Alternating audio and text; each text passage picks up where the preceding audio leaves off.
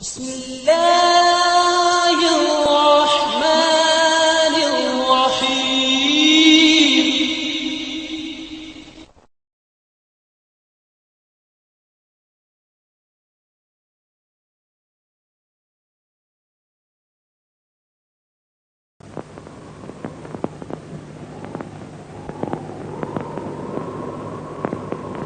یہ ہے وہ مقدس و مکرم شہر سجدگاہ بنی آدم مکہ مکرمہ، جہاں قریباً 4000 سال پہلے تپتی ہوئی ریت، جھلسی ہوئی پہاڑیوں اور بے آب و گیا میدانوں کے سوا کچھ نہ تھا۔ 4000 سال پہلے اسی وادی بطحا کی جلتی ہوئی زمین نے ابو الانبیاء حضرت ابراہیم علیہ السلام کے قدموں کو بوسہ دیا۔ اسی ویرانے میں خدائے بزرگ و برتر کے حکم کی تعمیل میں حضرت ابراہیم نے اپنے پیارے بیٹے حضرت اسماعیل اور چہیتی بیوی حضرت ہاجرہ کو چھوڑا۔ حضرت ہاجرہ نے اپنے محبوب شوہر کا دامن تھام کر پوچھا، اس ہولناک ویرانے میں آپ ہمیں کس کے سہارے چھوڑے جا رہے ہیں؟ حضرت ابراہیم نے بھررائی ہوئی آواز میں جواب دیا، اللہ پر۔ پیغمبر کی زبان سے یہ الفاظ سن کر حضرت ہاجرہ نے فرمایا، اگر آپ نے ہمیں اللہ کے سہارے چھوڑا ہے تو جائیے، خدا ہمیں ضائع نہیں کرے گا۔ مکہ مکرمہ کے پہلو میں لبیک ان الحمد والنعمت لک والملک لا شریک لک۔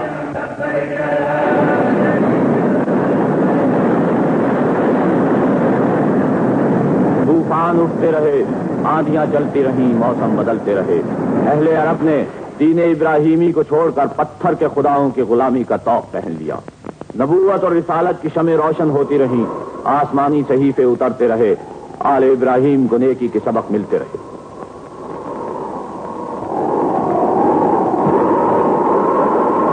ظلمت کی آندیاں روشنی پر جھپٹی۔ بنی اسرائیل نے بیت المقدس کے ہیکل سلیمانی کو بت کدے میں تبدیل کر دیا۔ لوح تقدیر پر یہود کا گناہ لوہے کے قلم اور ہیرے کی نوک سے لکھا گیا۔ نور و ظلمت کی اس کشمکش میں ابن مریم نے توحید کی مشعل جلائی۔ یہود نے وقت کے مسیحا کے خلاف ناپاک سازش کی اور خدا کی حکمت نے حضرت عیسیٰ کو مرگ صلیب سے بچا لیا، لیکن خدا کا گھر 360 بتوں کا مسکن بن گیا۔ وقت گزرتا گیا اور ایک بار پھر پوری دنیا ظلمت کی تاریکیوں میں ڈوب گئی۔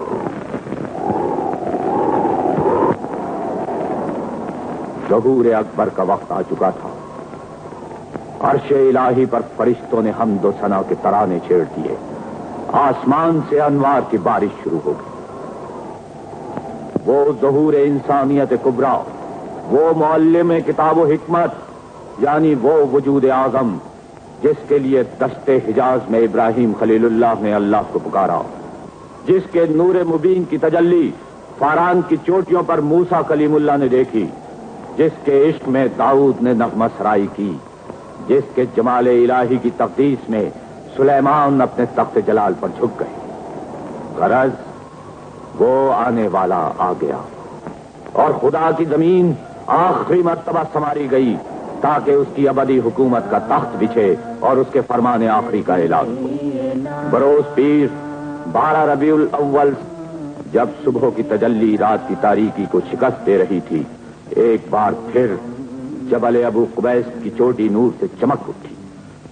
رسالت کا آفتاب کفر کی تاریکیوں کو چیرتا ہوا عرب کے افق پر طلوع ہوا۔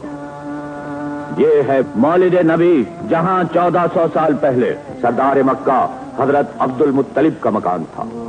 اسی جگہ غریبوں کے والی، یتیموں کے مولا حضرت محمد صلی اللہ علیہ وآلہ وسلم کی ولادت ہوئی۔ اسی جگہ عالم کے نجات دہندہ پیدا ہوئے۔ اسی جگہ دنیا کے محسن اعظم کا ظہور ہوا۔ یہ ریگستان حجاز کی بادشاہت کا پہلا دن تھا۔ یہ عرب کی ترقی اور عروج کے بانی کی پیدائش تھی۔ یہ خدا کی ایک ہی اور عالمگیر بادشاہت کے عرش و جلال و جبروت کی آخری اور دائمی نمود تھی۔ ایک خدا کے پرستار سینکڑوں خداؤں کے ماننے والی زمین پر جلوہ گر ہو چکے تھے۔ آمنہ بی بی کے گلشن میں رحمت کی آئی بہار، پڑھتے ہیں صلی اللہ علیہ وسلم آج گل و گلزار، جبریل آئے جھولا جھلانے لوری دے رحمان،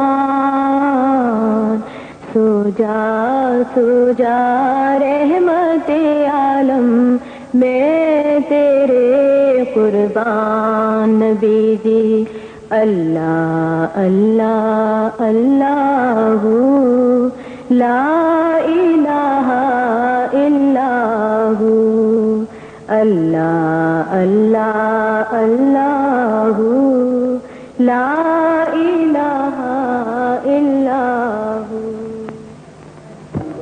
کچھ ہی عرصے بعد شاہ یثرب سردار مکہ حضرت عبد المطلب کے پوتے فخر بنی ہاشم حضرت ابو طالب کے بھتیجے امین نور آدم حضرت عبداللہ کے فرزند اور سیدہ و طاہرہ بی بی آمنہ کے لال کو دائی حلیمہ سعدیہ کی گود میں دے دیا گیا۔ خوش نصیب حلیمہ عرب کے در یتیم کو، بنی ہاشم کے چاند کو، کونین کے سردار کو اپنے بازوؤں میں سمیٹ کر اپنے سینے سے لگا کر بنو سعد کے قبیلے کی طرف روانہ۔ نخلستانوں میں باد بہاراں چلنے لگی۔ حلیمہ سعدیہ دنیا کے نجات دہندہ کو اپنی گود میں اٹھائے چراگاہوں کی سیر کرتی۔ وہ کتنی خوش نصیب تھیں، حضور سرور کائنات ان کی آغوش میں کھیلتے، ان کے سامنے گھٹنوں چلتے، ان سے بولنا سیکھتے، اور اسی طرح 5 سال گزر گئے۔ 5 سال بعد حلیمہ سعدیہ نے بنی ہاشم کی امانت لوٹا دی۔ رحمت الہی پھر جناب عبد المطلب کے گھر میں واپس آ گئی۔ سرور کائنات 6 برس کے ہو گئے۔ جناب آمنہ اپنے لال کو لے کر اپنے مرحوم شوہر جناب عبداللہ کی قبر پر آنسوؤں کا نذرانہ پیش کرنے آئیں، جو حضور کی ولادت سے پہلے ہی بیٹے کو داغ یتیمی دے کر مدینے میں انتقال کر گئے تھے۔ یہ ہے مدینہ منورہ کا محلہ، بنی نجار کی ایک گلی جہاں دار النابقہ واقع ہے، جس کے اندر تاجدار مدینہ سرکار دو عالم حضرت محمد مصطفیٰ صلی اللہ علیہ وآلہ وسلم کے والد محترم جناب عبداللہ بن عبد المطلب ابدی نیند سو رہے تھے۔ اپنے یتیم بیٹے کو باپ کی آخری آرام گاہ دکھا کر حضرت بی بی آمنہ مکے کی طرف روانہ ہوئی۔ وہ مدینے سے جذبات کا ایک طوفان لے کر واپس جا رہی تھی۔ جگر پر غم کی چوٹ، دل پر شوہر کی جدائی کا داغ، اور گود میں وہ در یتیم جو پیدا ہونے سے پہلے ہی باپ کی شفقت سے محروم ہو گئے تھے۔ ماں کے دل میں جذبات کا طوفان امنڈ رہا تھا۔ مامتا فکر و پریشانی کے بھنور میں گردش کر رہی تھی۔ سفر مکہ جاری تھا کہ یکایک جناب آمنہ بیمار پڑ گئی۔ حالت بگڑنے لگی۔ قافلہ منزل سے بہت دور مستورہ کے نواح میں ابوا کے مقام پر رک گیا۔ موت نے دامن پھیلا دیے۔ تقدیر کی کمان سے قضا کا تیر چلا اور جناب آمنہ اپنے در یتیم کو چھوڑ کر ہمیشہ ہمیشہ کے لیے رخصت ہو گئی۔ یہ ہے وادی ابوا میں سیدہ حضرت آمنہ بنت وہب کا مزار، جس کی مٹی کو عرب کی ہوائیں چوم چوم کر گزرتی ہیں۔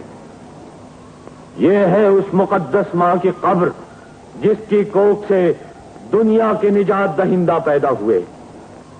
انہی پتھروں کے ٹکڑوں پر سرور کائنات رحمت للعالمین سید الکونین حضرت محمد مصطفیٰ صلی اللہ علیہ وآلہ وسلم نے 6 برس اور 3 ماہ کی عمر میں آنسوؤں کے چراغ جلائے تھے۔ اسی پہاڑ پر آمنہ کے لاڈلے آنکھوں میں آنسو لیے، دل میں غم کا طوفان چھپائے، تنہا، اداس اور خاموش کھڑے ماں کی قبر کو دیکھ رہے تھے۔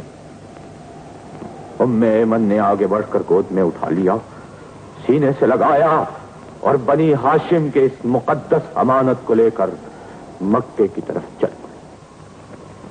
ابھی ماں کا زخم تازہ ہی تھا کہ دادا عبد المطلب بھی انتقال فرما گئے۔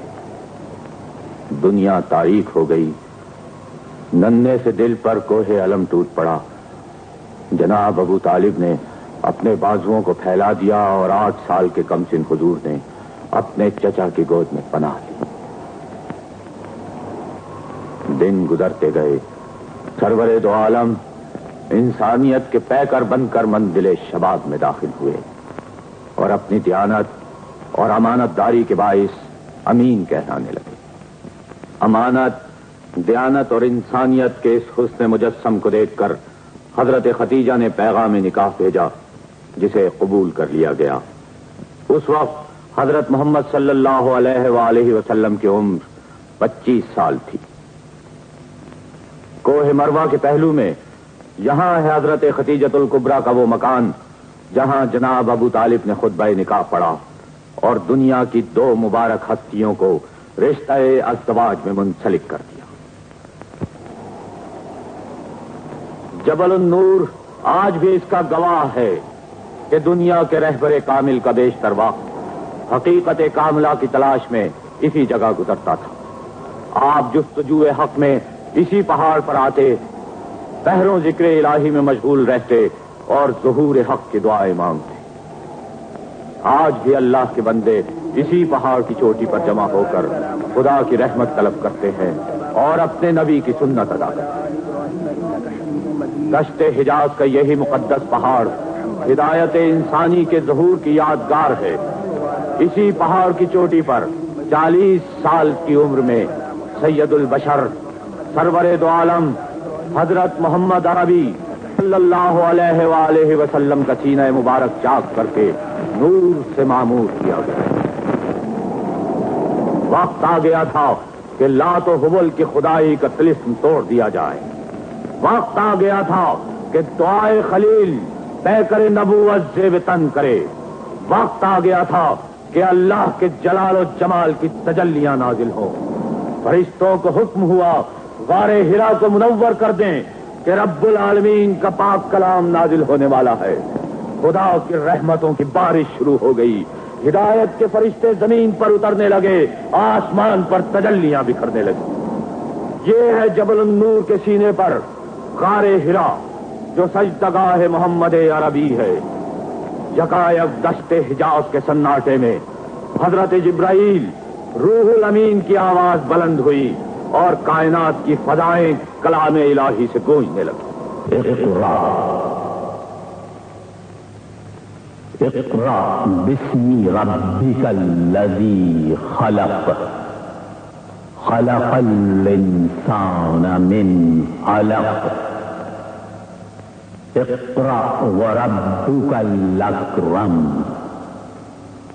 الذي علم بالقلم علم الانسان ما لم يعلم۔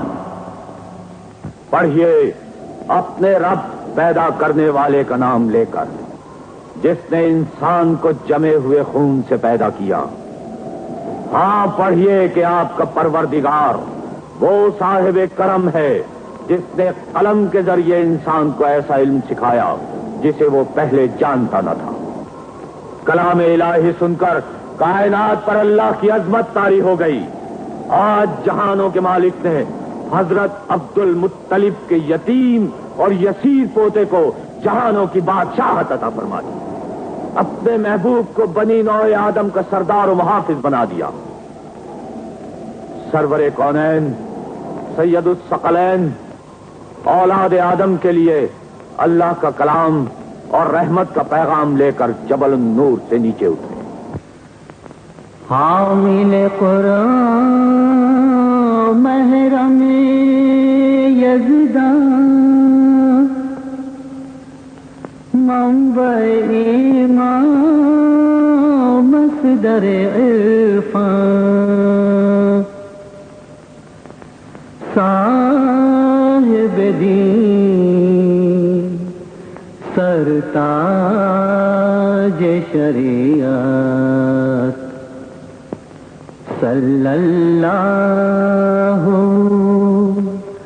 علیہ وسلم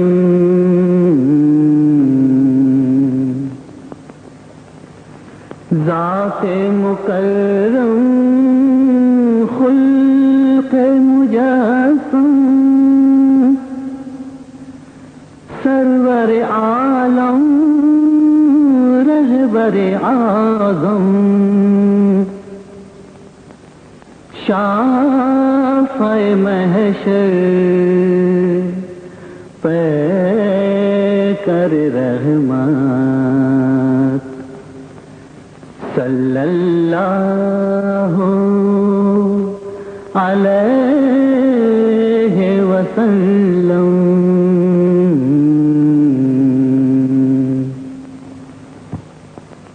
مکے میں دعوت اسلام کا آغاز ہو گیا.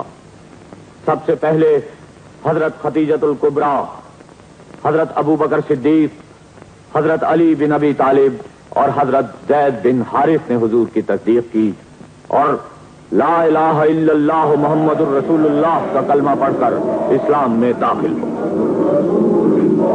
وَأَنذِرْ عَشِيرَتَكَ الْأَقْرَبِينَ.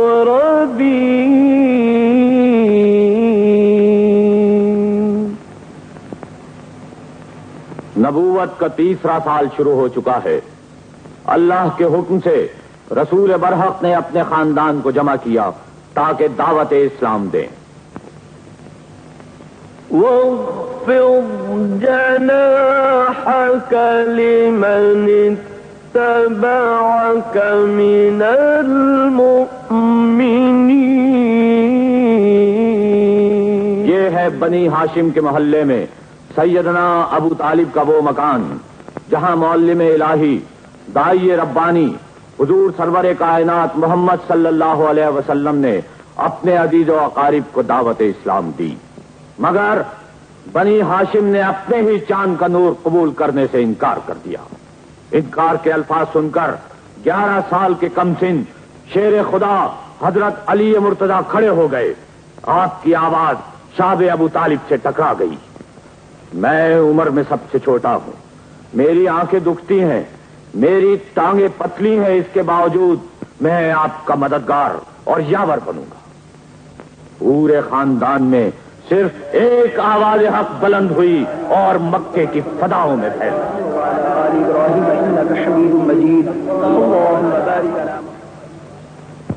اسی سال رسول اللہ صلی اللہ علیہ وآلہ وسلم نے صفا کی بلندیوں سے عرب کے بت پرستوں کو خدا وحدہ لا شریک کا پیغام سنایا. اعلان حق باطل کی انجمن پر بجلی بن کر گرا. حبل کے دیوانے اور لات و منات کے پجاری جوش جہالت میں دیوانے ہو گئے.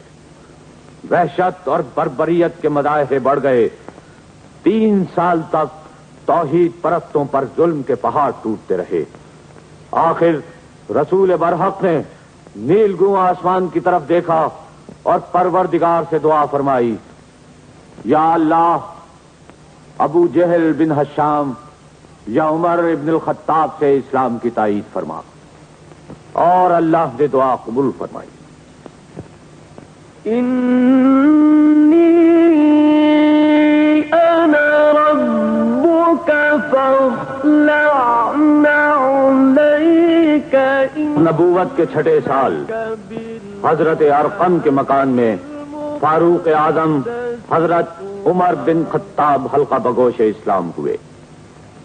یہی مکان سب سے پہلے اسلام کا مرکز تبلیغ بنا.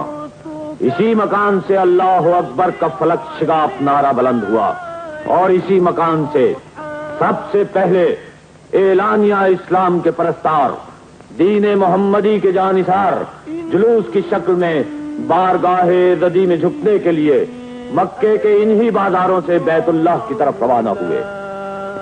مسلمانوں کے جلوس میں رسالت کا چاند نور پھیلاتا ہوا جا رہا تھا۔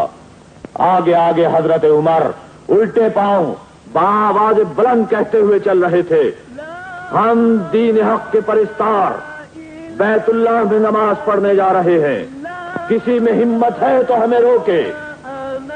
لیکن کس کی ہمت تھی کہ اللہ کے اس بکھرے ہوئے شیر کے سامنے آئے؟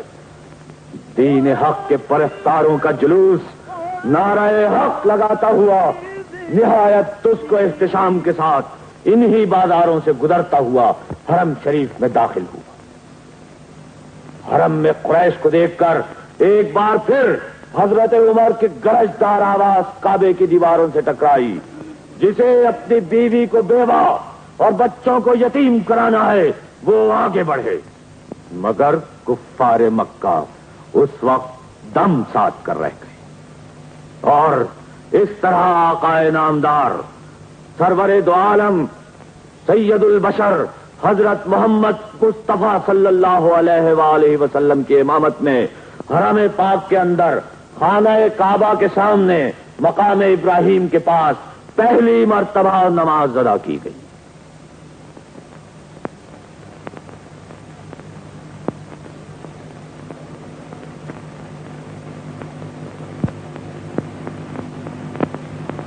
یہ ہے منا کا وہ تاریخی مقام جہاں چشم آسمان نے حضرت اسماعیل علیہ السلام کے قربانی کا دل ہلا دینے والا واقعہ دیکھا تھا۔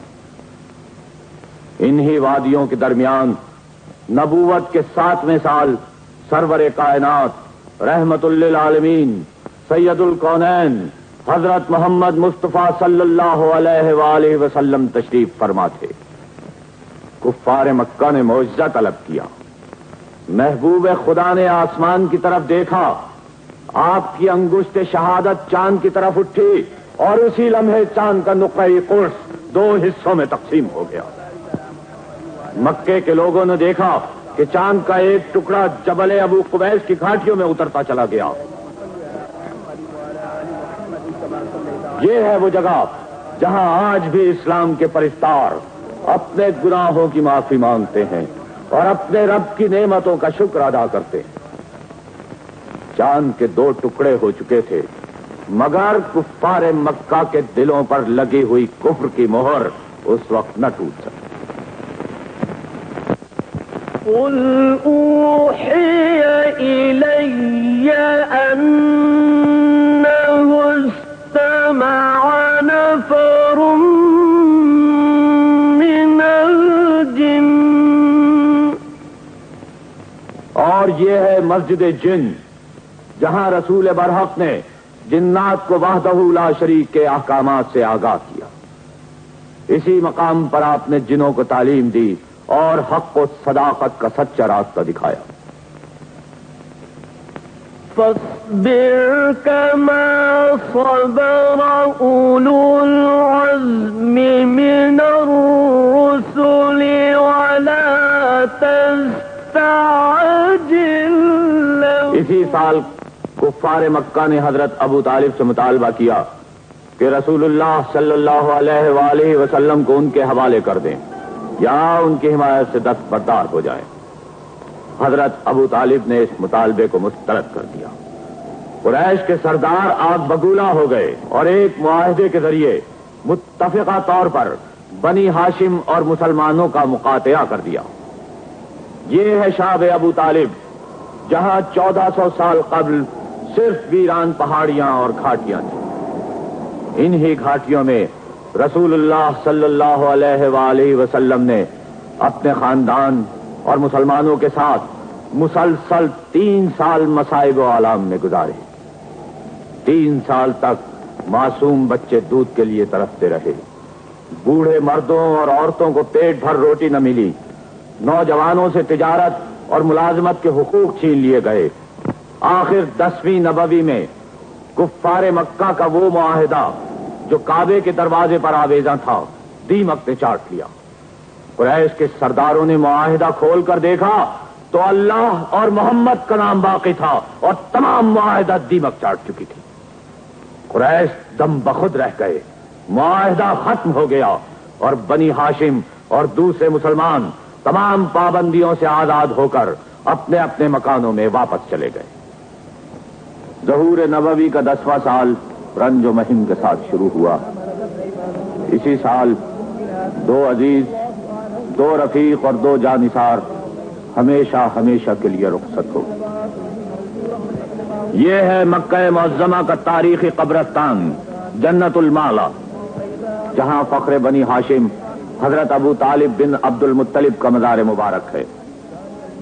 اسی جگہ اسلام کی پہلی مومنہ، رسول اللہ کی رفیق حیات اور خاتون جنت حضرت فاطمۃ الزہرا کی والدہ ماجدہ ام المومنین حضرت خدیجۃ الکبریٰ آسودہ خواب ہے۔ افق حیات پر حوادث کی گھٹائیں چھا گئیں، قریش کی ایذا رسانیوں میں اور اضافہ ہو گیا۔ سبحان الذي أسرى بعبده ليلا من المسجد الحرام۔ رسول خدا حضرت محمد مصطفیٰ صلی اللہ علیہ وآلہ وسلم کا بیشتر وقت حرم پاک میں گزرنے لگا۔ آدھی رات کا وقت تھا، آپ استراحت فرما رہے تھے، بیداری اور خواب کی درمیانی حالت تھی۔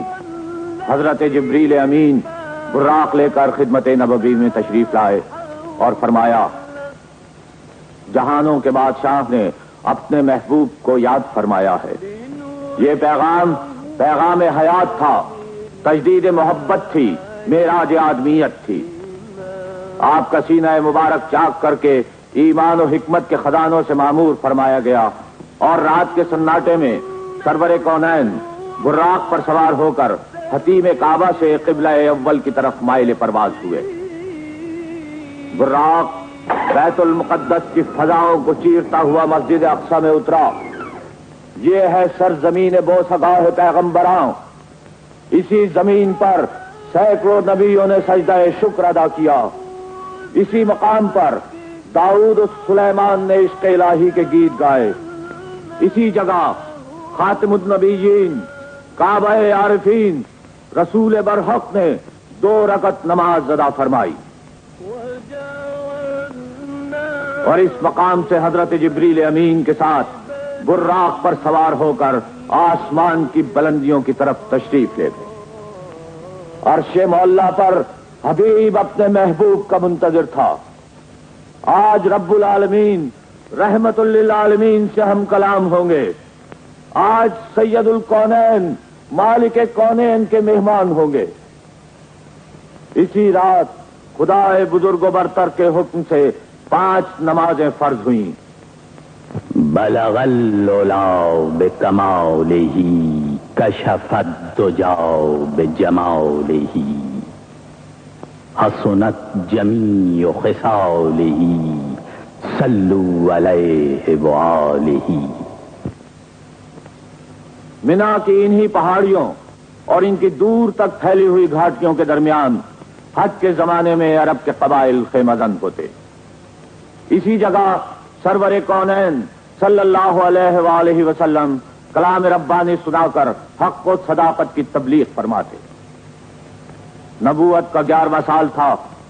مدینے سے آئے ہوئے لوگ عقبہ میں اسی مقام پر خیمہ زن تھے۔ رسول برحق نے حق کی دعوت دی اور قبیلہ اس کے 8 افراد حلقہ بگوش اسلام ہوئے۔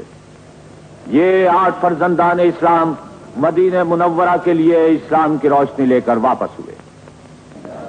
دوسرے سال 12 نبوی میں اسی جگہ اسی مقام پر مدینے کے قبیلہ اوس خزرج کے دوسرے 7 افراد نے ایک اللہ اور آخری رسول کا اقرار کیا اور خدا واحد کے پیغام سے مدینے کی سرزمین پر شمع حق روشن کرنے کا ذریعہ بن گئے۔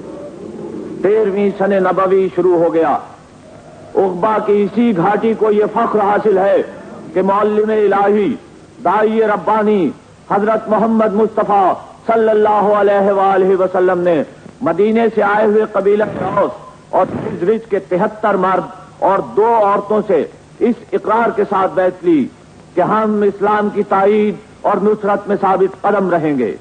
ہم خدا کے رسول کی حفاظت کا ذمہ لیتے ہیں اور عہد کرتے ہیں کہ رسول اللہ کے دشمنوں سے جنگ لڑیں گے اور کسی وقت بھی کسی بھی حالت میں حضور کو بے یار و مددگار نہیں چھوڑیں گے. اس عہد و پیمان کے جواب میں محبوب خدا نے انصار مدینہ کو یقین دلایا کہ آج سے تم میرے اور میں تمہارا ہوں. جہاں تمہارا خون گرے گا وہاں میرا خون بھی شامل ہوگا. جس سے تم صلح کرو گے میں بھی اس کا دوست بنوں گا. قریش مکہ نے رب ذوالجلال کی جس نعمت کبریٰ کا انکار کیا، اہل مدینہ نے 2 جہانوں کی وہی دولت اپنے دامن میں سمیٹ لی. 13ویں نبوی کی اس بیعت نے مرکز اسلام کو مکہ معظمہ سے مدینہ منورہ منتقل کر دیا اور مسلمانوں کو مکے سے ہجرت کا حکم ہوا. کفار مکہ کے گھروں میں جیسے زلزلہ آ گیا. سرداران قریش کی سرداریاں خطرے میں پڑ گئیں. باطل اپنی پوری شیطانی قوتوں کے ساتھ دین اسلام کو مٹا دینے کے ناپاک عزائم لے کر میدان میں اتر آیا. مکے کی انہی شاہراہوں پر مظلوم مسلمانوں کی توہین و تضحیک کی گئی. انہی میدانوں میں غریبوں کو تپتی ہوئی ریت پر لٹا دیا گیا. انہی وادیوں میں بے کسوں کو ننگے بدن پتھروں پر گھسیٹا گیا. اہل قریش کے ہاتھوں میں برہنہ تلوار آ گئی جس سے خون کے قطرے ٹپکنے لگے. لیکن ابلیس کے چیلے توحید کے پیغام کو پھیلنے سے نہ روک سکے. آخر ماہ سفر کی آخری تاریخوں میں دار الندوے کے اندر بنو ہاشم کے علاوہ تمام قبائل قریش جمع ہوئے. ابو جہل کے مشورے پر اللہ کے برگزیدہ رسول سلطان کونین رحمت للعالمین حضرت محمد مصطفیٰ صلی اللہ علیہ وآلہ وسلم کو قتل کر دینے کا ناپاک منصوبہ تیار کیا. تلواریں میان سے نکلی اور منصوبہ قتل کی تصدیق ہوئی. اس اجلاس میں قبیلہ بنی مخزوم سے ابو جہل بن ہشام، قبیلہ بنو سہم سے پسران حجاج، قبیلہ بنو نوفل سے تیمہ بن عدی، قبیلہ بنو اسد سے ابو البختری بن ہشام، قبیلہ بنو عبد الدار سے نضر بن حارث، قبیلہ بنو امیہ سے ابو سفیان بن حرب، حارث بن عامر کے علاوہ دوسرے سرداران قبائل بھی شریک تھے. رات کے اندھیرے میں سلطان کونین کے گھر کا محاصرہ کر لیا گیا. رب العالمین اپنے پیغمبر کی حفاظت کر رہا تھا.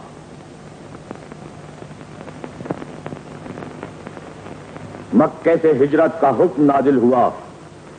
سرکار دو عالم نے شیر خدا حضرت علی کرم اللہ وجہ الکریم کو اپنے بستر پر چھوڑا، امانتیں واپس کرنے کا حکم دیا اور بے فتیجہ سے سورہ یاسین کی تلاوت فرماتے ہوئے حضرت ابو بکر صدیق رضی اللہ تعالی عنہ کے مکان کی طرف تشریف لے گئے.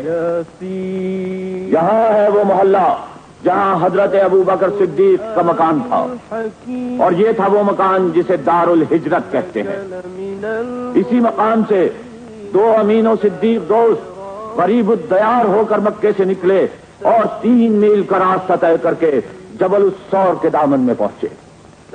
یہ ہے جبل الثور کی چوٹی پر وہ تاریخی غار جس نے آسمان مکہ کے آفتاب اور ماہتاب کو اپنے دامن میں چھپا لیا.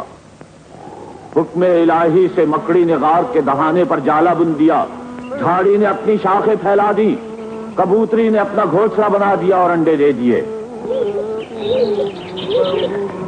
کفار مکہ رحمت للعالمین کی تلاش میں یہاں تک آئے مگر قدرت الہی سے وہ اس نور مبین کو نہ دیکھ سکے جو غار ثور کے اندھیرے میں جلوگر تھا.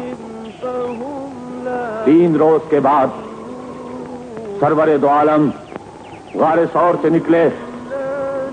سب سے پہلے آپ نے جبل نور کا نظارہ کیا. اسی پہاڑی کی بلندیوں پر غار ہرا میں آپ کو نبوت اور رسالت کی خلق پہنائی گئی تھی. بسم ربک الذی خلق خلق الانسان من علق اقرأ وربك الاکرم الذی علم آپ کی نظریں حرم بیت اللہ پر جم گئیں. خانہ کعبہ سے جدائی کے المناک احساس سے آپ کی آنکھوں میں آنسو آ گئے. آپ نے فرمایا اے مکہ تو مجھے ساری دنیا سے زیادہ عزیز تر ہے، لیکن تیرے لوگ مجھے یہاں نہیں رہنے دیتے. مکے کا آخری نظارہ کرنے کے بعد سرور کونین ایک غریب الوطن، ایک مہاجر کی طرح مکے سے رخصت ہوئے. آج مکے کی زمین اس در یتیم کو نکال رہی ہے جس کی خاطر یہ کائنات مارد وجود میں آئی. آج مکے کی فضا اپنی خوشبو کو جدا کر رہی ہے. آج مکے کا آسمان اپنے نور سے محروم ہو رہا ہے، مگر وہ نور کائنات جو خاتم المرسلین رحمت للعالمین حضرت محمد مصطفیٰ احمد مجتبیٰ صلی اللہ علیہ وسلم کے روپ میں جلوہ گر ہوا، سر زمین مدینے کا مقدر بن چکا تھا. یہ ہیں وہ راستے جن سے رسالت کا چاند مدینے کے افق کی طرف روانہ ہوا. یہ 4 انسانوں کا قافلہ نہیں تھا، بلکہ 2 جہانوں کی عظمت تھی جو مدینے کی طرف بڑھ رہی تھی. مکے کا آسمان خون کے آنسو رو رہا تھا، زمین انگارے اگل رہی تھی، ویران وادیوں میں اڑتی ہوئی خاک ایک عظیم مہاجر کی آمد کا اعلان کر رہی تھی.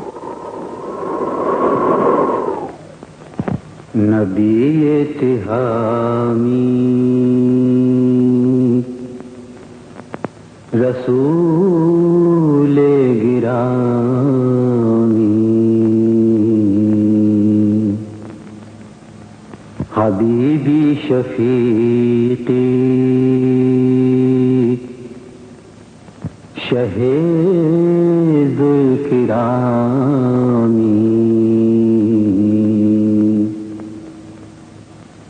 بشیر نذیر سراج منیر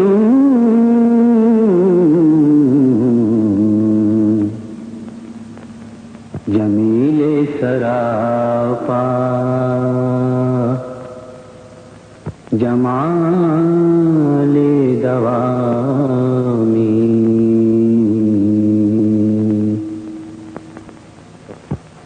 7 دن اور 7 راتیں انہی پہاڑیوں، انہی گھاٹیوں اور انہی ویرانوں کو عبور کر کے سید البشر اپنے رفیقوں کے ساتھ قوا میں جلوہ افروز ہوئے. اللہ اکبر کے فلک شگاف نعروں سے زمین اور آسمان گونج اٹھے. توحید کے پرستاروں نے آفتاب رسالت کو اپنے جلوں میں لے لیا، زمین اور آسمان کے نور کو جھولیوں میں بھر لیا اور اس گرد کو اپنی جبینوں پر مر لیا جو ناقائے رسول کے پاؤں سے قبا کی فضاؤں میں اڑ رہی تھی. سرور کونین نے سب سے پہلے مسجد قبا کی بنیاد خود اپنے دست مبارک سے رکھی. یہودیوں کے گھروں میں ماتم برپا ہو گیا، جیسے مسجد کی دیواریں یہودیوں کے سینے پر تعمیر ہو رہی ہیں، مسجد کے ستون یہودیوں کے دل میں پیوست ہو رہے ہیں. اسلام کی پہلی مسجد کی تعمیر ایک نئی دنیا کی تعمیر تھی. خدا کی پاک شریعت اور آسمان کی نئی بادشاہت کا سنگ بنیاد تھا، جس کے معمار اللہ کے آخری پیغام کے دائی نبی آخر الزمان احمد مجتبیٰ صلی اللہ علیہ وآلہ وسلم اور وہ بے نوا اور غریب الوطن یاران نبی تھے جو آسمانی فیصلے کے مطابق دنیا کی تقدیر کے مالک بننے والے تھے. مسجد قباء تعمیر ہو چکی تھی، جس کے لیے اللہ جل شانہ نے ارشاد فرمایا وہ مسجد جس کی بنیاد پہلے ہی دن پرہیزگاری پر رکھی گئی ہے، وہ اس بات کی زیادہ مستحق ہے کہ تم اس میں کھڑے ہو.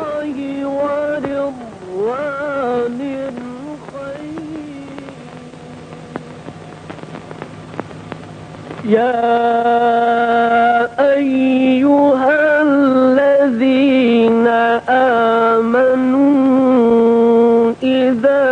جمعے کا دن تھا. سرور کائنات اپنے رفیقوں کے ساتھ قبا سے رخصت ہوئے.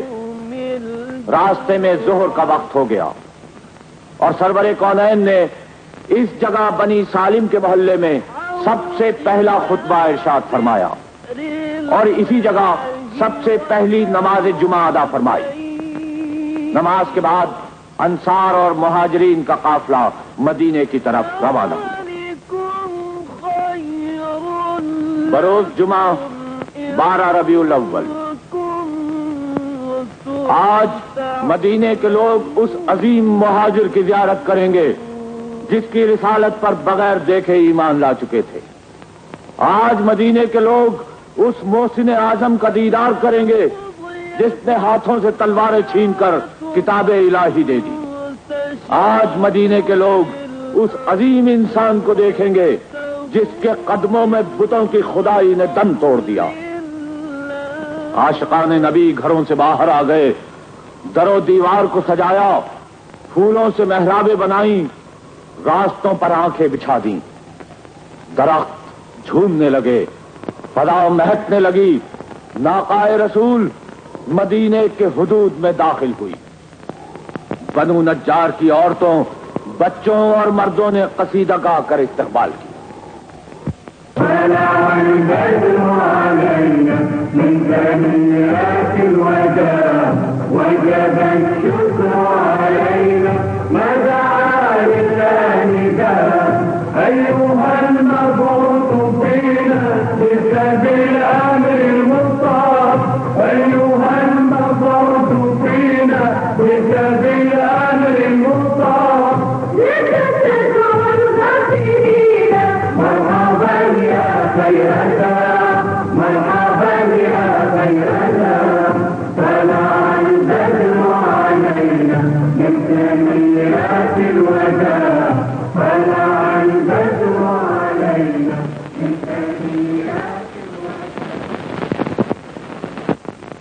چودہ 100 برس پہلے یہی شہر تھا، یہی آبادی تھی، یہی بستی تھی جس کے کوچوں و بازار سے سرور کونین سید الثقلین تاجدار مدینہ حضرت محمد مصطفیٰ صلی اللہ علیہ وآلہ وسلم کی سواری مدینے کی فضاؤں کو انوار نبوت سے منور کرتی ہوئی گزری تھی.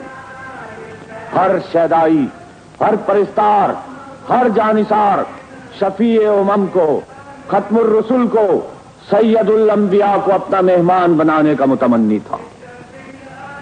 رحمت للعالمین نے انسانی دلداری کی خاطر اپنی ناقہ کی مہار چھوڑ دی اور فرمایا خدا کے حکم سے یہ جہاں بیٹھ جائے گی میں وہیں قیام کروں گا. ناقہ رسول کی رفتار کے ساتھ سینکڑوں دل دھڑکنے لگے، تمنائیں مچلنے لگیں، آرزوئیں امنڈنے لگیں.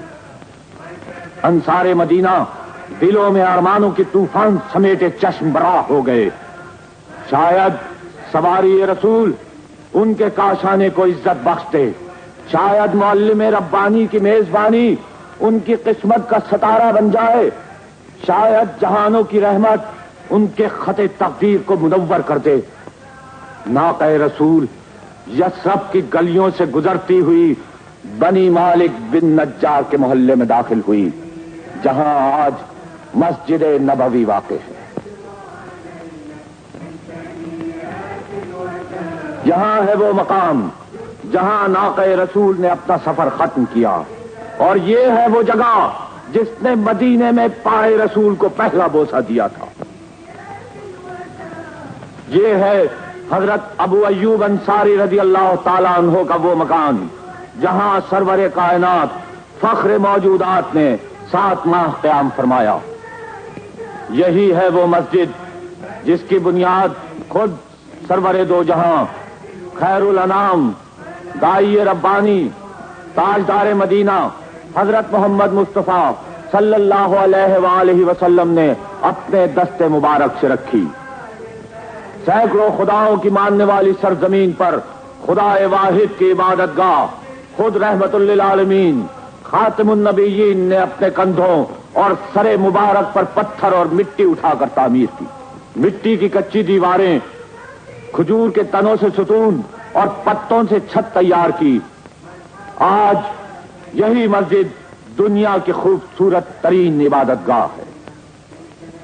اسی مسجد کے صحن سے حضرت عمر فاروق رضی اللہ تعالی عنہ کی تجویز پر اذان کا رواج ہوا، اور سب سے پہلے حضرت بلال رضی اللہ تعالی عنہ نے اللہ کے شہدائیوں کو نماز کے لیے پکارا۔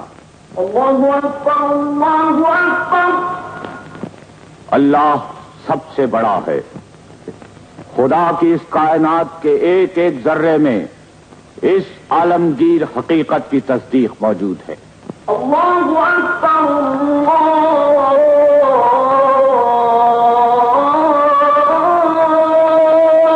اکبر۔ آواز بلالی مدینے کی فضاؤں میں بلند ہوئی اور تمام عرب پر چھا گئی۔ مدینے کے یہودی، مکے کے قریش اور تہامہ کے کفار اللہ اکبر کتاب نہ لا سکے۔ دین الہی کے پرستاروں کے خلاف آگ کے شعلے بھڑکنے لگے۔ عرب کے کفار دو دھاری خنجر اسلام کے قلب میں پیوست کرنے کے لیے تیز کرنے لگے، اور اسلام کے پرستار ڈھال کی تیاری میں مصروف ہو گئے۔ انہی تیاریوں میں ہجرت کا دوسرا سال شروع ہو گیا۔ قد نرى تقلب وجهك في السماء۔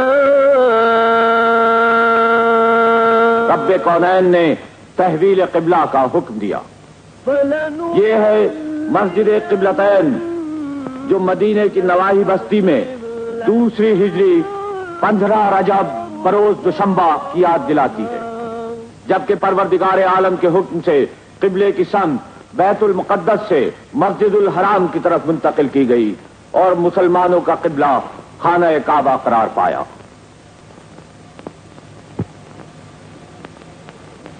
قبلے کی سمت تبدیل ہو چکی تھی۔ کفار مکہ اپنے ناپاک ارادوں کو عملی جامہ پہنانے کے لیے گھروں سے نکل کھڑے ہوئے۔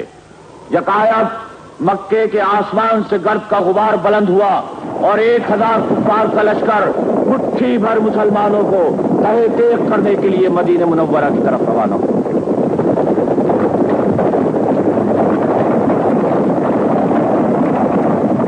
یہ ہے میدان بدر، جہاں کفر و اسلام اور حق و باطل کے درمیان سب سے پہلا معرکہ ہوا۔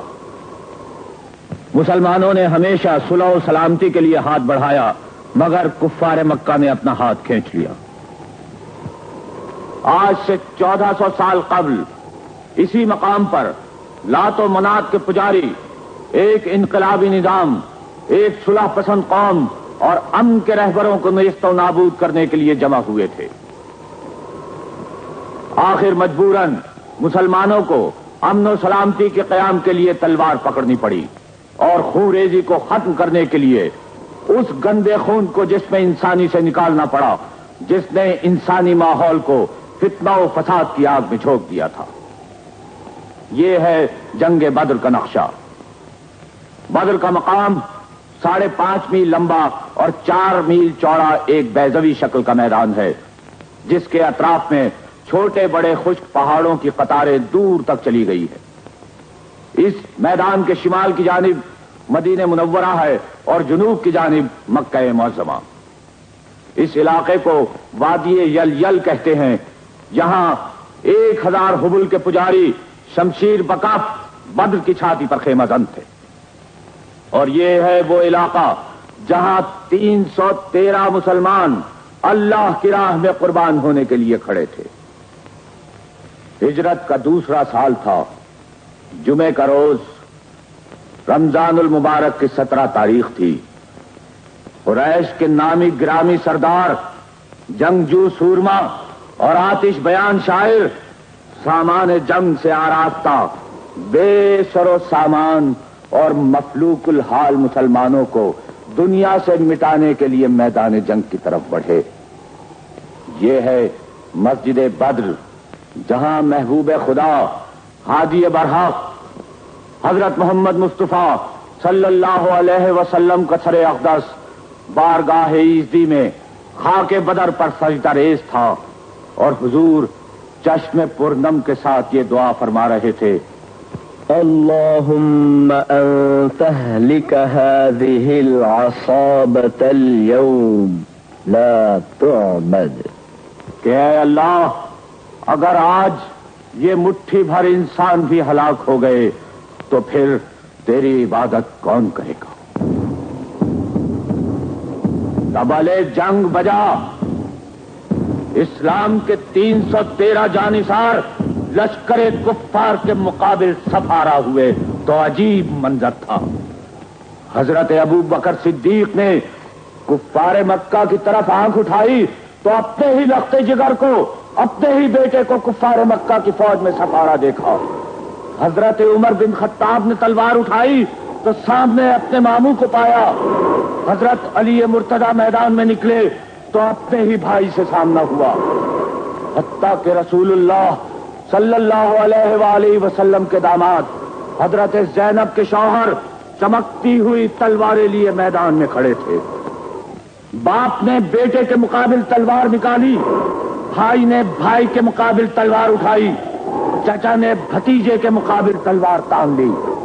یہ لڑائی مال و دولت کے لیے نہیں تھی، زن اور زمین کا جھگڑا نہیں تھا، بلکہ صرف اللہ اور اس کے نام کی خاطر لڑی گئی تھی۔ اتبا اور اس کے دونوں ساتھی مر چکے تھے، عام حملہ شروع ہو گیا۔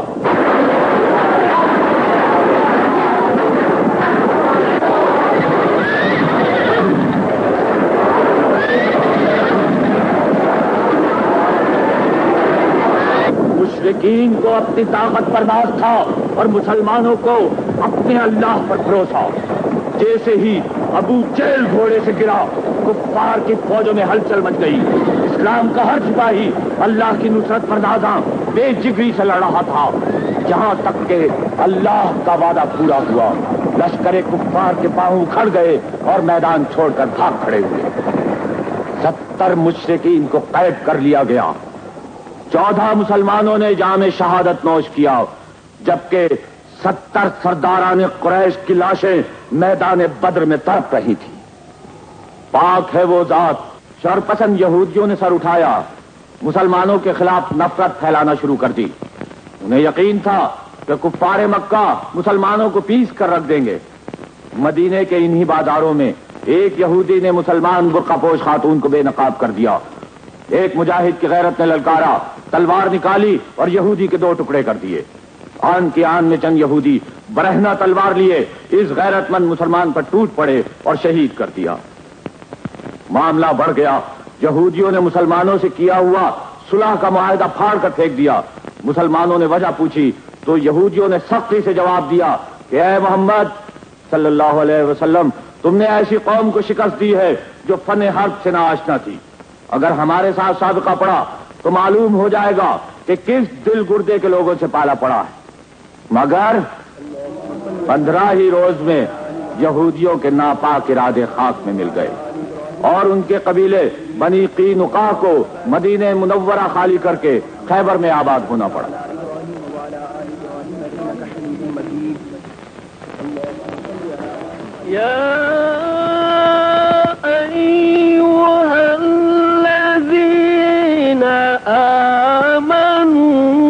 كتب عليكم الصيام۔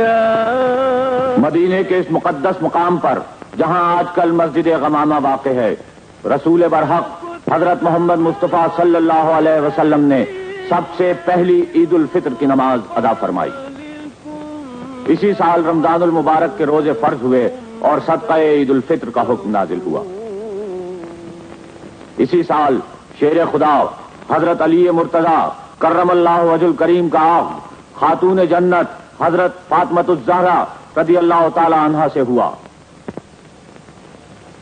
مسجد نبوی کے سائے میں یہ ہے وہ مقدس مکان جس میں آپ رہائش پذیر ہوئے۔ اسی مقدس جگہ امام عالی مقام حضرت امام حسن رضی اللہ تعالی عنہ اور سید الشہداء حضرت امام حسین رضی اللہ تعالی عنہ کی پیدائش ہوئی۔ اسی سال حضرت عثمان غنی رضی اللہ تعالی عنہ کا آغاز سیدہ حضرت ام کلثوم رضی اللہ تعالی عنہا سے ہوا۔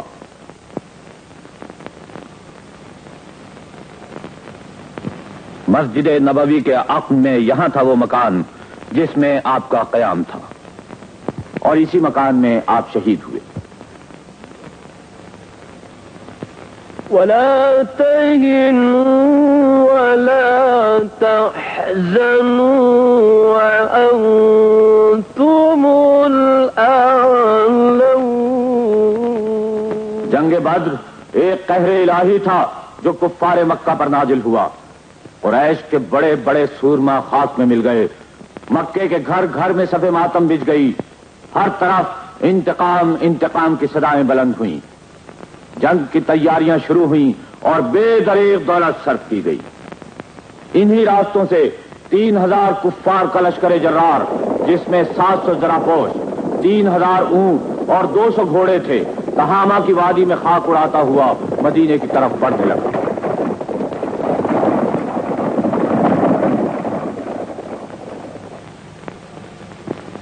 مدینے میں سرور دو عالم صلی اللہ علیہ وسلم نے صحابہ سے مشورہ کیا اور 6 شوال 3 ہجری کو بعد نماز جمعہ 700 بہادران اسلام کے ساتھ میدان احد میں داخل ہوئے۔ یہ ہے احد کا میدان جہاں لشکر اسلام سفارا ہوا، اور یہ ہے وہ پہاڑی جس پر حضرت عبداللہ بن جبیر کی سرداری میں 50 تیر اندازوں کو متعین فرمایا تاکہ کفار پشت سے حملہ نہ کر سکے۔ 7 شوال ہفتے کی صبح سورج طلوع ہوا تو لشکر کفار سے عورتوں کی صدائیں بلند ہوئیں جو کشتگان بدر کے خون کا انتقام لینے کے لیے جوش دلا رہی تھیں۔ کفار کا لمبردار طلحہ سب سے نکلا اور حضرت علی کے ایک ہی وار سے زمین پر ڈھیر تھا۔ عام لڑائی شروع ہو گئی، چاروں طرف سے کفار کی ہزاروں تلواریں بڑھی۔ حضرت حمزہ، حضرت علی، حضرت ابو دجانہ جوش و غضب کے پروں پر اڑتے ہوئے کافروں کے سر پر جا گرے اور صفے کی صفے پلٹ کر رکھی۔ کفار کے پاؤں کھڑ گئے، مسلمان کفار کے ہتھیار سمیٹنے لگے۔ 50 تیر انداز یہ سمجھ کر کے کفار بھاگ کھڑے ہوئے ہیں، پہاڑی سے اتر کر میدان میں آ گئے۔ کفار کے رسالے کے سردار نے بھاگتے بھاگتے پہاڑی پر نظر ڈالی تو وہ خالی تھی۔ لشکر کفار کو پھر جمع کیا اور اس طرف سے لشکر اسلام کی پشت پر حملہ کر دیا۔ گھمسان کی لڑائی شروع ہو گئی۔ کفار مکہ نے انسانیت سوز بے رحمی کا مظاہرہ کیا۔ نیزوں کی آندھی اٹھی، تیروں کی بارش ہوئی، تلواروں کے طوفان امڈے۔ رسول کے شہدائی دشمنوں کے تیر اور تلواروں کے وار سینوں پر روک رہے تھے۔ یہ ہے وہ مقام جہاں کونین کے سردار رحمت للعالمین کے دندان مبارک شہید ہوئے۔ حملے کا زور کم ہوا تو رسول برحق صلی اللہ علیہ وآلہ وسلم احد کی پہاڑی پر تشریف لے گئے۔ اسی جگہ حضرت فاطمہ الزہرا نے آپ کے زخموں کو صاف کیا اور پٹی باندھی۔ اس جنگ میں 70 جانثاران اسلام نے جام شہادت نوش فرمایا۔ یہ ہے سید الشہداء حضرت حمزہ کا مزار مبارک جو سید الکونین کے حقیقی چچا، دودھ شریک بھائی، بے تکلف دوست اور جانثار صحابی تھے۔ اسی جگہ حضرت مصعب بن عمیر کا مزار مبارک ہے جنہوں نے اسی جنگ میں جام شہادت نوش فرمایا۔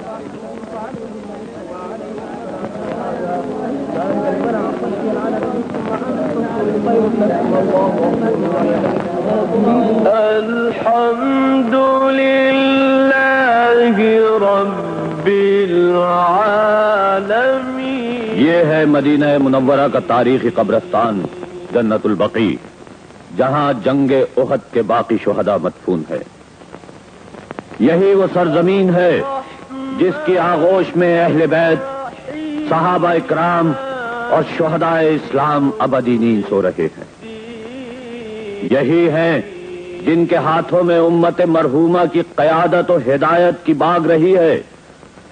یہی ہیں جن کی عظمت لا زوال کے نقوش صفحۂ عالم پر ثبت ہیں اور جن کی عظمت و سطوت کے افسانے آج تک زبان تاریخ پر جاری ہیں۔ ایک حدیث پاک کے مطابق جنت البقیع کو یہ فخر حاصل ہے کہ قیامت کے دن 1,00,000 اللہ کے پیارے اسی زمین سے اٹھیں گے جن کے چہرے 14ویں کے چاند کی مانند چمکتے ہوں گے۔ یہ ہے خلیفہ ثالث حضرت عثمان غنی رضی اللہ تعالی عنہ کا مزار مبارک، جنہیں مدینہ منورہ میں بروز جمعہ 18 ذی الحجہ سن 35 ہجری میں شہید کیا گیا۔ غیر المغضوب یہ ہے حضرت ابراہیم بن رسول اللہ صلی اللہ علیہ وآلہ وسلم کی آخری آرامگاہ، اور یہاں عاشقان رسول حضرت امام نافع اور حضرت امام مالک رضی اللہ تعالی عنہما کے مزارات ہیں۔ اس جگہ حضرت عبداللہ بن جعفر طیار اور حضرت عقیل کے مزار مبارک ہیں۔ اس مقام پر احد کے شہداء مدفون ہیں۔ یہ مزار مبارک حضرت حلیمہ سعدیہ کا ہے، جن کی آغوش میں رسول کریم صلی اللہ علیہ وآلہ وسلم نے 5 سال گزارے۔ اس جگہ ام المومنین حضرت عائشہ صدیقہ رضی اللہ تعالی عنہا کے ساتھ دیگر ازواج النبی صلی اللہ علیہ وآلہ وسلم کے مزار پاک ہیں۔ یہاں حضرت زینب، حضرت رقیہ اور حضرت ام کلثوم رضی اللہ تعالی عنہما کی آخری آرام گاہیں ہیں، اور یہاں رسول کریم کی نور نظر شیر خدا حضرت علی مرتضیٰ کی رفیق حیات اور امامین حسن و حسین رضی اللہ تعالی عنہا کی والدہ ماجدہ خاتون جنت حضرت فاطمۃ الزہرا رضی اللہ تعالی عنہا ابدی نیند سو رہی ہیں۔ آپ کے پہلو میں امام عالی مقام حضرت امام حسن، حضرت امام زین العابدین، حضرت امام محمد باقر اور حضرت امام جعفر صادق علیہ السلام آرام فرما رہے۔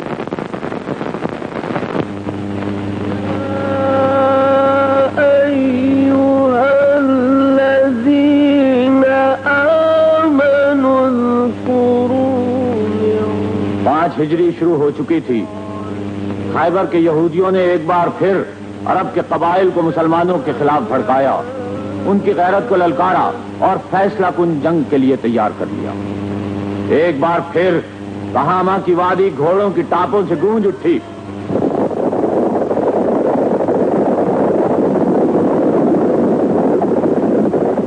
دس 10,000 کا لشکر جرار لات و حبل کے نعرے لگاتا ہوا مسلمانوں کو صفحہ ہستی سے مٹانے کے لیے مدینے کی طرف روانہ ہوا۔ یہ مدینہ منورہ اور اس کی نوائی بستی کا نقشہ ہے، جہاں 8 ذی قعدہ 5 ہجری کو خندق کا مار کا رونما ہوا۔ اس زمانے میں مدینہ منورہ ایک چھوٹی سی بستی تھی، جس کے شمال میں وادی احد دور تک پھیلی ہوئی ہے۔ جنوب میں قبا اور اس کے متصل گھنے باغات ہیں جو شہر پناہ کا کام دیتے ہیں۔ مغرب اور مشرق میں لاوے کی سخت چٹانیں ہیں، جن پر سے فوج کشی آسان نہ تھی۔ شمال اور جنوب کا علاقہ کافی کشادہ اور میدانی ہے۔ اسی علاقے میں 3 دن کے فاقوں سے چور 3000 مہاجر اور انصار نے سرور کائنات صلی اللہ علیہ وآلہ وسلم کے ساتھ بھوک سے نڈھال پیٹ پر پتھر باندھ کر خندق کھودی۔ اور یہ ہے وادی عقیق، جہاں سے کفار کا لشکر مدینے کے حدود میں داخل ہوا۔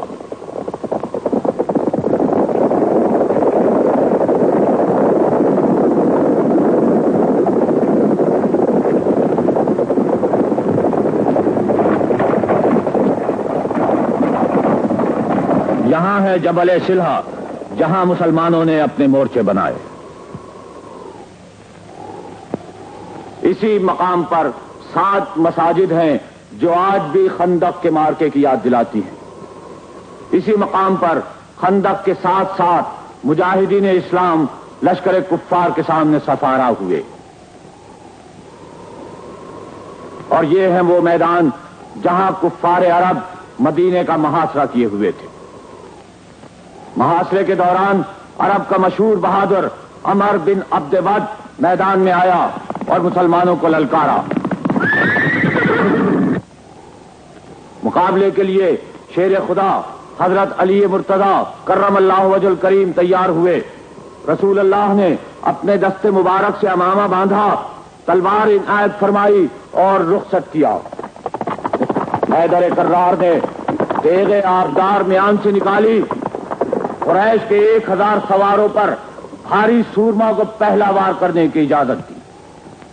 عمر نے بھرپور وار کیا، جسے شیر خدا نے ڈھال پر لیا، ڈھال کٹ گئی اور علی مرتضیٰ کی پیشانی مبارک پر زخم آیا۔ اب اللہ کے شیر ساری تھی، ذوالفقار فضا میں بلند ہوئی اور قریش کے پہلوان کا بازو کاٹتی ہوئی جسم میں اتر گئی۔ نعرہ حق بلند ہوا اور مدینے کی وادی کانپ اٹھی۔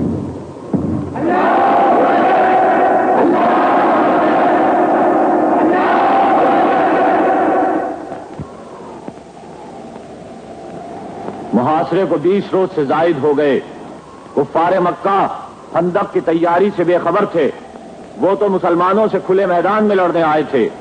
پانی، غذا اور چارے کی فراہمی مشکل سے مشکل تر ہوتی جا رہی تھی۔ سخت سردی کی راتیں عذاب بن گئیں۔ ایک رات قدرت کی جانب سے ہوائے تند کا ایسا طوفان اٹھا کہ خیموں کی تنابیں ٹوٹ گئی، چولہے اونھے ہو گئے اور جانور بھڑک بھڑک کر بھاگنے لگے۔ لشکر کفار میں ابتری پھیل گئی۔ کفار عرب محاصرہ چھوڑ کر راہ فرار اختیار کرنے پر مجبور ہو گئے، اور اس طرح 25 روز کے بعد مدینے کی سرزمین دشمنوں کے قدموں سے پاک ہو گئی۔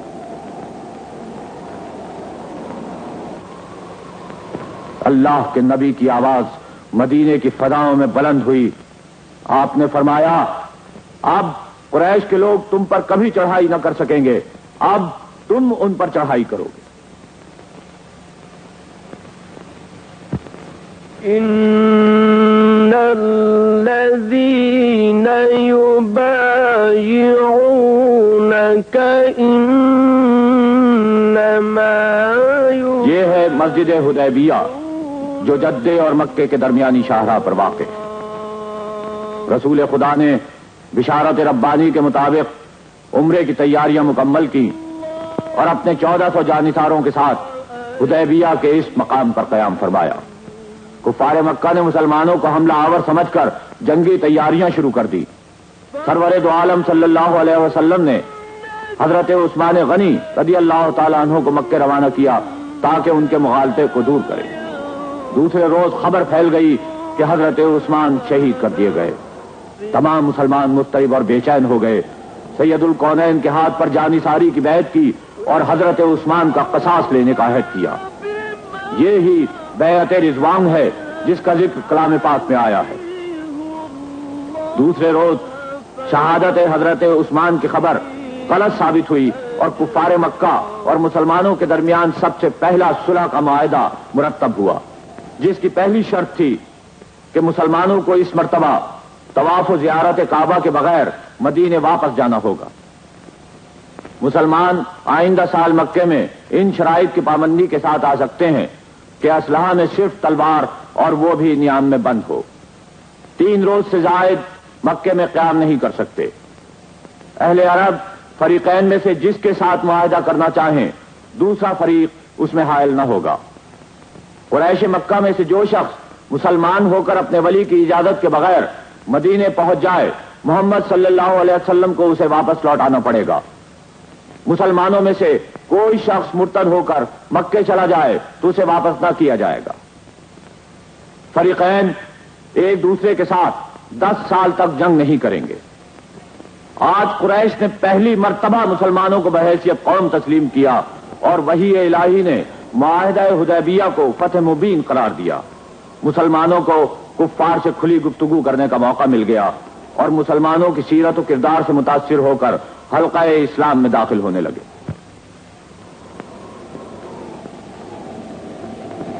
عرب کے سینے پر یہ ہے خیبر کا وہ مقام جہاں یہودیوں کا سب سے بڑا مرکز تھا۔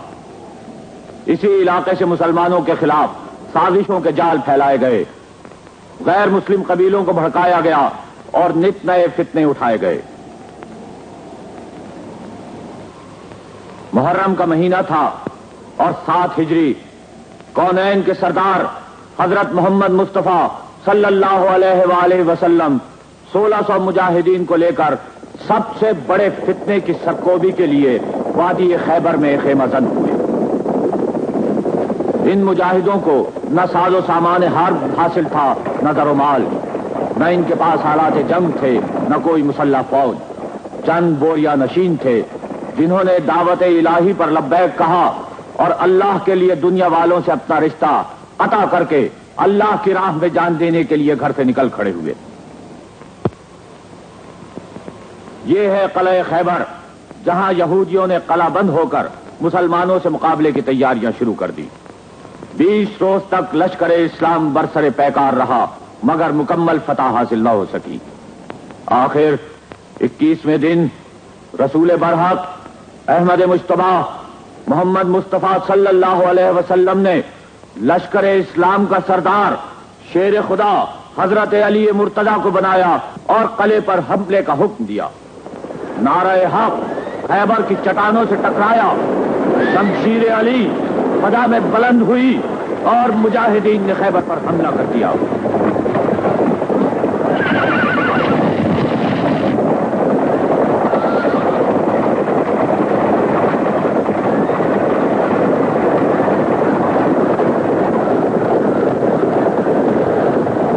یہودیوں کا سب سے بڑا سردار مرہب مارا گیا، ان کے پاؤں کھڑ گئے اور قلعہ خیبر پر اسلامی علم لہرا دیا گیا۔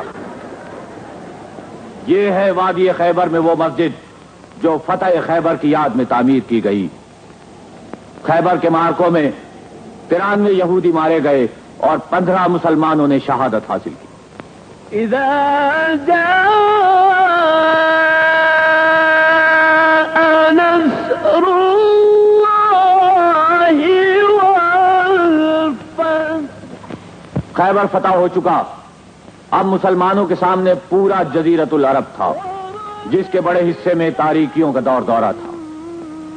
اسلام کے پرستاروں نے تہیا کر لیا کہ سورج سے کرنیں چھین کر ان اندھیرے راستوں پر بچھا دیں گے جہاں اجالے کی سخت ضرورت ہے۔ جو پیغام انہیں کائنات انسانی کے سب سے بڑے محسن نے دیا ہے، اس کی تبلیغ میں سر سے کفن باندھ کر اللہ کی زمین کو کفر و ضلالت کے پرستاروں سے نجات دلانے کے لیے تیار ہو گئے۔ 10 رمضان المبارک 8 ہجری کو مدینے کی فضا ایک بار پھر اللہ اکبر کے فلک شگاف نعروں سے گونج اٹھی۔ اسلام کے 10,000 جاں فروش مرکز اسلام کو کفر سے نجات دلانے کے لیے مدینہ منورہ سے مکہ معظمہ کی طرف روانہ ہوئے، تاکہ تجلی گاہ کعبہ سے تمام عالم کو روشن کر دیں۔ یہی وہ تہامہ کی ویران وادیاں ہیں جہاں سے 8 سال قبل رسول عربی ایک غریب الدیار مہاجر کی طرح گزرے تھے۔ آج وہی مہاجر لشکر اسلام کے سردار ہیں۔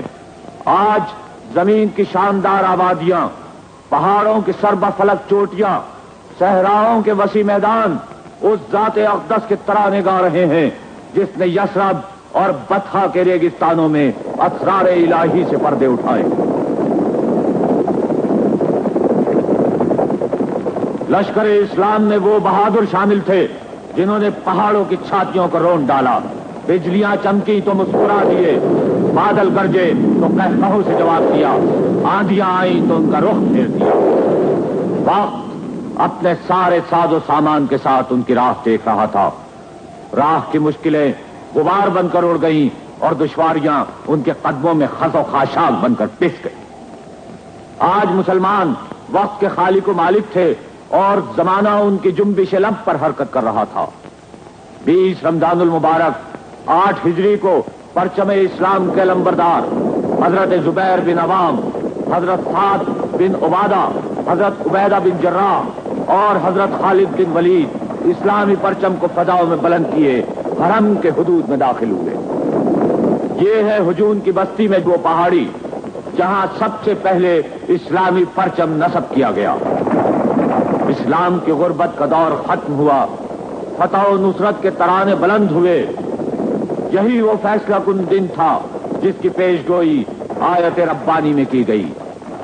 کفار مکہ محکوم ہوئے، پرستاران حبل کی جگہ اللہ کے احکام رائج ہوئے اور کفار کو عام معافی کا اعلان ہوا۔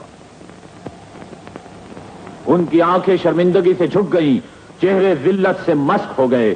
یہ وہی مغرور کفر کے پجاری تھے جنہیں اللہ اور اس کے احکام کے آگے جھکنے کی دعوت دی گئی، مگر شیطان کے چیلوں نے ان کے مغرور سروں کو جھکنے نہ دیا۔